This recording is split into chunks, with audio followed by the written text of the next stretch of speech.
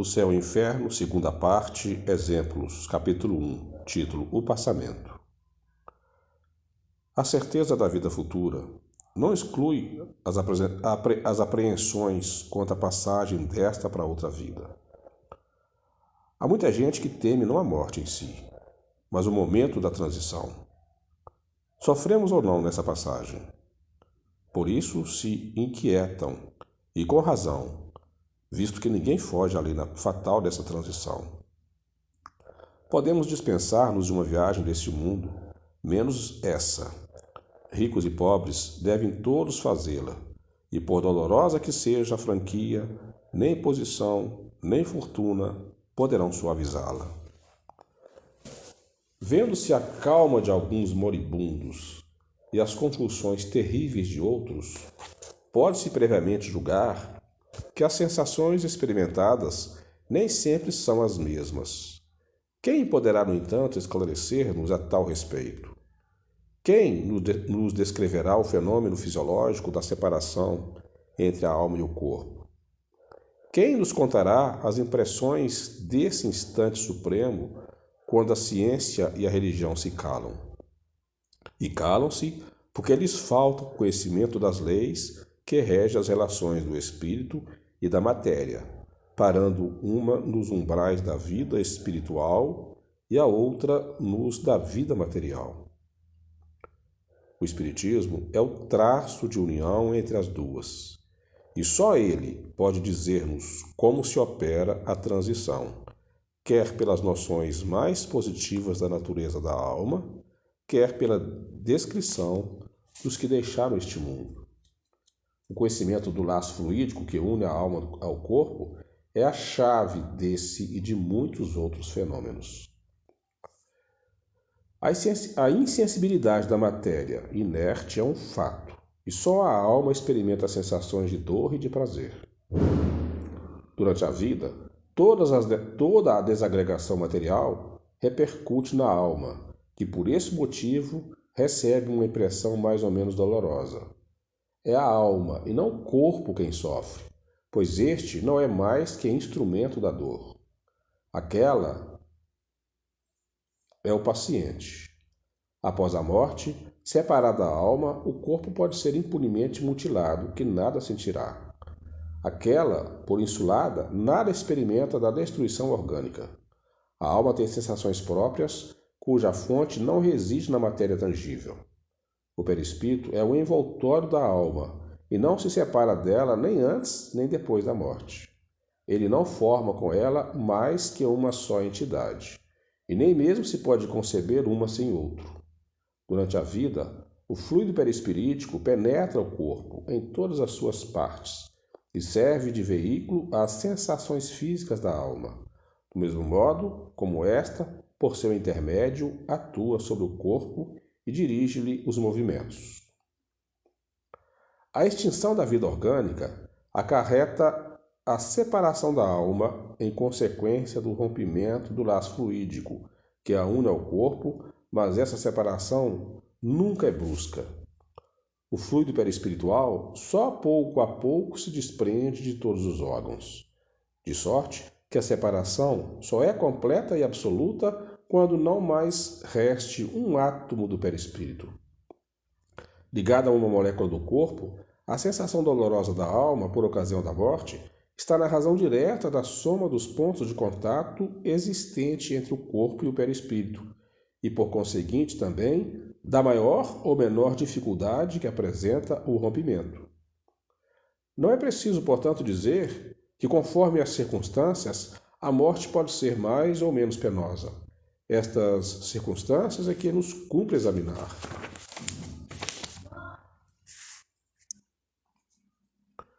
Estabeleçamos, em primeiro lugar, e como princípio, os 4 seguintes casos que podemos reputar situações extremas dentro de cujos limites há uma infinidade de variantes. Primeiro, se no momento em que se extingue a vida orgânica, o desprendimento do perispírito fosse completo, a alma nada sentiria absolutamente. Segundo, se nesse momento a coesão dos 2 elementos estiver no auge de sua força, produz-se uma espécie de ruptura, que reage dolorosamente sobre a alma. Terceiro, se a coesão for fraca, a separação torna-se fácil e opera-se sem abalo. Quarto, se após a cessação completa da vida orgânica existirem ainda numerosos pontos de contato entre o corpo e o perispírito, a alma poderá ressentir-se dos efeitos da decomposição do corpo até que o laço inteiramente se desfaça. Daí resulta que o sofrimento que acompanha a morte está subordinado à força adesiva que une o corpo ao perispírito, que tudo o que puder atenuar essa força e acelerar a rapidez do desprendimento torna a passagem menos penosa. E, finalmente, que se o desprendimento se operar sem dificuldade, a alma deixará de experimentar qualquer sentimento desagradável. Na transição da vida corporal para a vida espiritual, produz-se ainda um outro fenômeno de importância capital, a perturbação. Nesse instante, a alma experimenta um torpor que paralisa momentaneamente as suas faculdades, neutralizando ao menos em parte as sensações. É como se disséssemos um estado de catalepsia, de modo que a alma quase nunca testemunha conscientemente o derradeiro suspiro. Dizemos quase nunca porque há casos em que a alma pode contemplar conscientemente o desprendimento, como em breve veremos. A perturbação pode, pois, ser considerada o estado normal do instante da morte e perdurar por tempo indeterminado, variando de algumas horas a alguns anos. À proporção que se liberta, a alma encontra-se numa situação comparável à de um homem que desperta de profundo sono. As ideias são confusas, vagas, incertas. A vista apenas distingue como que através de um nevoeiro, mas pouco a pouco se aclara, desperta-se-lhe a memória e o conhecimento de si mesma. Bem diverso é, contudo, esse despertar. Calmo para uns, acorda-lhe as sensações deliciosas. Tétrico, aterrador e ansioso para outros, é qual horrendo pesadelo. O único alento quase nunca é doloroso, uma vez que ordinariamente ocorre em momento de inconsciência, mas a alma sofre antes dele a desagregação da matéria, nos estertores da agonia, e depois as angústias da perturbação. Demo-nos pressa em afirmar que esse estado não é geral, porquanto a intensidade e duração do sofrimento estão na razão direta da afinidade existente entre corpo e perispírito. Assim, quanto maior for essa afinidade, tanto mais penosos e prolongados serão os esforços da alma para desprender-se. Há pessoas nas quais a coesão é tão fraca que o desprendimento se opera por si mesmo, como que naturalmente. É como se um fruto maduro se desprendesse de seu caule, e é o caso das mortes calmas de pacífico despertar. A causa principal da maior ou menor facilidade de desprendimento é o estado moral da alma. A afinidade entre o corpo e o perispírito é proporcional ao apego à matéria, que atinge o seu máximo no homem cujas preocupações dizem respeito exclusiva e unicamente à vida e gozos materiais. Ao contrário, nas almas puras, que antecipadamente se identificam com a vida espiritual, o apego é quase nulo. E desde que a lentidão e a dificuldade do desprendimento estão na razão do grau de pureza e desmaterialização da alma, de nós somente depende o tornar fácil ou penoso, agradável ou doloroso esse desprendimento. Posto isso, quer como teoria, quer como resultado de observações, resta-nos examinar a influência do gênero da morte sobre as sensações da alma nos últimos transes. Em se tratando de morte natural, resultante da extinção das forças vitais por velhice ou doença, o desprendimento opera-se gradualmente. Para o homem, cuja alma se desmaterializou e cujos pensamentos se destacam das coisas terrenas, o desprendimento quase se completa antes da morte real, isto é, ao passo que o corpo ainda tem vida orgânica. Já o espírito penetra a vida espiritual apenas ligado por elo tão frágil que se rompe com a última pancada do coração.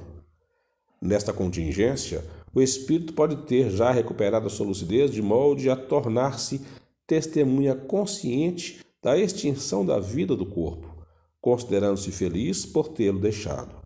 Para este, a perturbação é quase nula, ou antes, não passa de ligeiro sono calmo, do qual desperta com indizível impressão de esperança e ventura.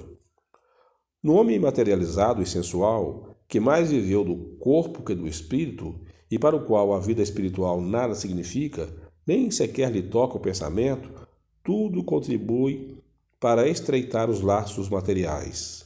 E quando a morte se aproxima, o desprendimento, conquanto se opere gradualmente, também demanda contínuos esforços.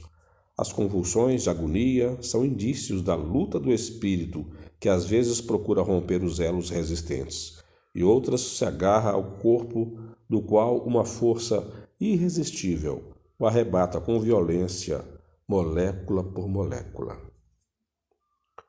Quanto menos vê o espírito além da vida corporal, tanto mais se lhe apega, e assim sente que ela lhe foge e quer retê-la. Em vez de se abandonar ao movimento que o empolga, resiste com todas as forças e pode mesmo prolongar a luta por dias, semanas e meses inteiros. Certo, nesse momento, o espírito não possui toda a lucidez, visto como a perturbação de muitos se antecipou à morte.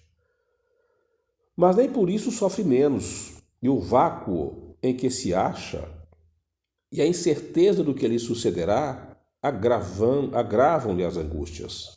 Dá-se por fim à morte e nem por isso está tudo terminado. A perturbação continua. Ele sente que vive, mas não define se material, se espiritualmente luta. E luta ainda até que as últimas ligações do perispírito se tenham de todo rompido. A morte pôs termo à moléstia efetiva, porém não lhe sustou as consequências, e enquanto existirem pontos de contato do perispírito com o corpo, o espírito ressente-se e sofre com as suas impressões. Quão diversa é a situação do espírito desmaterializado, mesmo nas enfermidades mais cruéis. Sendo frágeis, os laços fluídicos que o prendem ao corpo rompem-se suavemente. Depois, a confiança do futuro, entrevisto em pensamento ou na realidade, como sucede algumas vezes, falo em encarar a morte qual redenção e as suas consequências como prova, advindo-lhe daí uma calma resignada que lhe ameniza o sofrimento.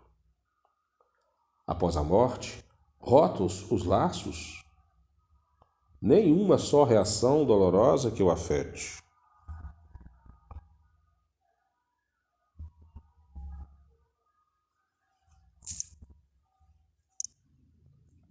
O despertar é lépido, desembaraçado, por sensações únicas, o alívio, a alegria. Nas mortes violentas, as sensações não são precisamente as mesmas. Nenhuma desagregação inicial há começado previamente. A separação do perispírito. A vida orgânica, em plena exuberância de força, é subitamente aniquilada. Nessas condições, o desprendimento só começa depois da morte e não pode completar-se rapidamente. O espírito colhido de improviso fica como que aturdido e sente e pensa e se acredita vivo, prolongando-se esta ilusão até que compreenda o seu estado.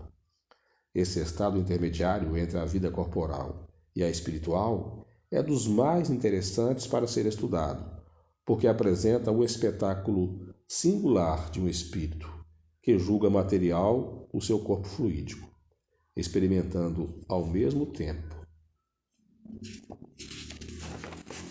todas as sensações da vida orgânica. Há, além disso, dentro desse caso, uma série infinita de modalidades que variam segundo os conhecimentos e progressos morais do espírito. Para aqueles cuja alma está purificada, a situação pouco dura, porque já possui em si como que um desprendimento antecipado, cujo termo a morte mais súbita não faz senão apressar. Outros há, para os quais a situação se prolonga por anos inteiros. É uma situação essa muito frequente até nos casos de morte comum, que nada tendo de penosa para espíritos adiantados, se torna horrível para os atrasados. O suicida, principalmente, excede a toda expectativa. Preso ao corpo por todas as suas fibras, o perispírito faz repercutir na alma todas as sensações daquele com sofrimentos cruciantes. O estado do espírito por ocasião da morte pode ser assim resumido. Tanto maior é o sofrimento, quanto mais lento for o desprendimento do perispírito. A presteza deste desprendimento está na razão direta do adiantamento moral do espírito. Para o espírito desmaterializado, de consciência pura, a morte é qual um sono breve, isento de agonia, e cujo despertar é suavíssimo.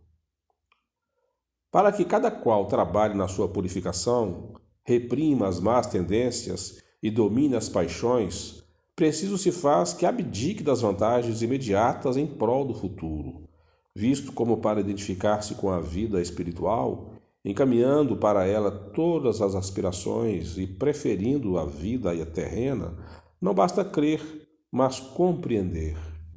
Devemos considerar essa vida debaixo de um ponto de vista que satisfaça ao mesmo tempo à razão, à lógica, ao bom senso e ao conceito em que temos a grandeza, a bondade e a justiça de Deus.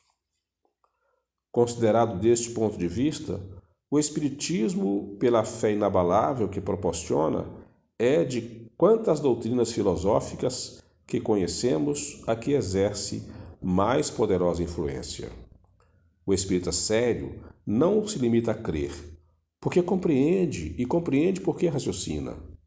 A vida futura é uma realidade que se desenrola incessantemente a seus olhos. Uma realidade que ele toca e vê, por assim dizer, a cada passo, e de modo que a dúvida não pode empolgá-lo ou ter guarida em sua alma. A vida corporal, tão limitada, amesquinha-se diante da vida espiritual, da verdadeira vida. Que lhe importa os incidentes da jornada se ele compreende a causa e a utilidade das vicissitudes humanas, quando suportada com resignação. A alma eleva-se-lhe nas relações com o mundo visível. Os laços fluídicos que o ligam à matéria enfraquecem-se, operando-se por antecipação um desprendimento parcial que facilita a passagem para outra vida. A perturbação, consequente à transição, pouco perdura, porque uma vez franqueado o passo, para logo se reconhece, nada estranhando, antes compreendendo a sua situação. Com certeza, não é só o Espiritismo que nos assegura tão auspicioso resultado. Nem ele tem a pretensão de ser o meio exclusivo, a garantia única de salvação para as almas. Força é confessar, porém, que pelos conhecimentos que fornece, pelos sentimentos que inspira, como pelas disposições em que coloca o espírito, fazendo-lhe compreender a necessidade de melhorar-se, facilita enormemente a salvação. Ele dá a mais e a cada um os meios de auxiliar o desprendimento de outros espíritos, ao deixar o invólucro material, abreviando-lhes a perturbação pela evocação e pela prece. Pela prece sincera, que é uma magnetização espiritual, provoca-se a desagregação mais rápida do fluido perispiritual. Pela evocação conduzida com sabedoria e prudência, com palavras de benevolência e conforto, combate-se o entorpecimento do espírito, ajudando-o a reconhecer-se mais cedo. E se é sofredor, incute-se-lhe o arrependimento, único meio de abreviar os sofrimentos. Tem uma notinha aqui. Os exemplos que vamos transcrever mostram-nos os espíritos nas diferentes fases de felicidade e infelicidade da vida espiritual. Não fomos procurá-los nas personagens mais ou menos ilustres da antiguidade, cuja situação pudera ter mudado consideravelmente depois da existência que eles conhecemos, e que por isso não oferecessem provas suficientes de autenticidade. Ao contrário, tomamos esses exemplos nas circunstâncias mais ordinárias da vida contemporânea, uma vez que assim pode cada qual encontrar mais similitude e tirar pela comparação as mais proveitosas instruções. Quanto mais próxima de nós está a existência terrestre dos espíritos, quer pela posição social, quer por laço de parentesco ou de meras relações, tanto mais nos interessamos por eles, tornando-se fácil averiguar-lhe a identidade. As posições vulgares são as mais comuns, as de maior número, podendo cada qual aplicá-las em si, de modo a tornarem-se úteis, ao passo que as posições excepcionais comovem menos, porque saem da esfera dos nossos hábitos. Não foram, pois, as sumidades que procuramos, e se nesses exemplos se encontram quaisquer personagem conhecida, de obscura se compõe o maior número. Acresce que nomes retumbantes nada adiantariam a instrução que visamos, podendo ainda ferir suscetibilidades. E nós não nos dirigimos nem aos curiosos, nem aos amadores de escândalos, mas tão somente aos que pretendem se instruir. Esses exemplos poderiam ser multiplicados infinitamente, porém forçados a limitar-lhes o número. Fizemos escolhas dos que pudessem melhor esclarecer o mundo espiritual e o seu estado, já pela situação dos espíritos, já pelas explicações que estavam no caso de fornecer. A maior parte desses exemplos está inédita, e apenas alguns poucos foram já publicados na Revista Espírita. Destes, suprimimos supérfluas minúcias, conservando apenas o essencial, ao fim de que nos propusemos, ajustando-lhes as instruções complementares, a que poderão dar lugar ulteriormente. Esses exemplos que Kardec fala está publicado nos próximos vídeos, nos próximos capítulos.